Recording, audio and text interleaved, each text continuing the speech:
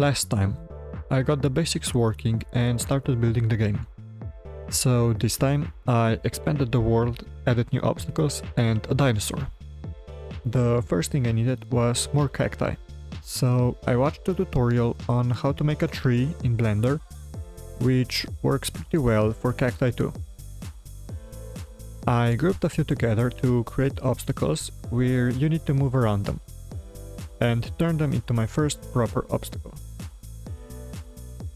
I also made them spawn randomly. Sounds easy, right? Well, after the first test, I looked at the code, changed absolutely nothing and tried again. You can guess how that went. But after moving a few lines and changing some numbers, they started spawning properly. Sometimes more, sometimes less. Then I went back to Blender, and since we're in the desert, I made a big ribcage. I used it to create two obstacles. One is basically just a tunnel where you go straight through, nothing fancy. But for the other one, you need to jump on it, and since you die the moment you touch something, I had to make a small bridge across it. And after some copy pasting and very precise positioning, it worked well, if you ignore my precision. Since the platforms were just floating in the air, I also extended them a bit and gave them a more yellowish look. They looked a bit better, but still not great. But I'll come back to that later. After literally making a hole in the ground and throwing some cacti and bones into it, it was time to make my first moving obstacle. The tumbleweed. The process was actually pretty simple.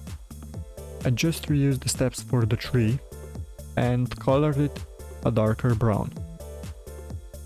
At first it didn't really work as planned, but after fixing it with some code and a bit of math, it now jumps up and down, which means that it may or may not hit you. Next, I made even more models. Again using the same tree method, but this time I added my own color maps, which meant that I could add a lot more detail. And after a few hours I had this.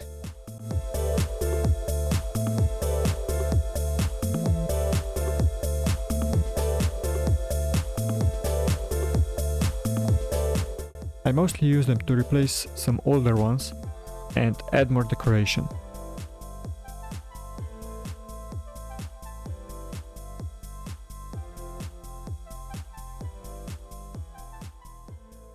And then I added a big dinosaur. Well, not that big, but a dinosaur nonetheless. And after giving it some color, it was ready for the first playtest.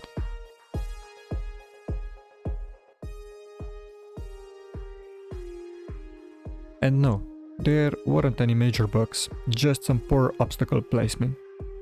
But nothing I couldn't fix. Let's take a step back. What's a playable character without animations?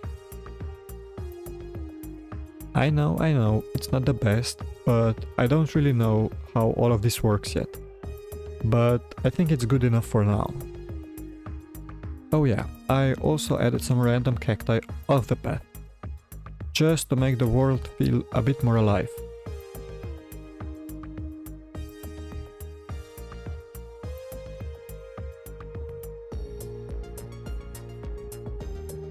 And after all that, I went back to Blender, where I made yet another batch of cacti,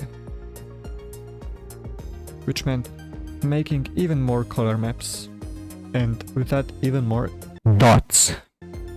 I mean, there's probably a better way to do this, but I haven't really found it yet.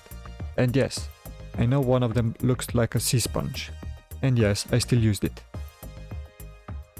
But overall, I think it looks a lot better than the last time.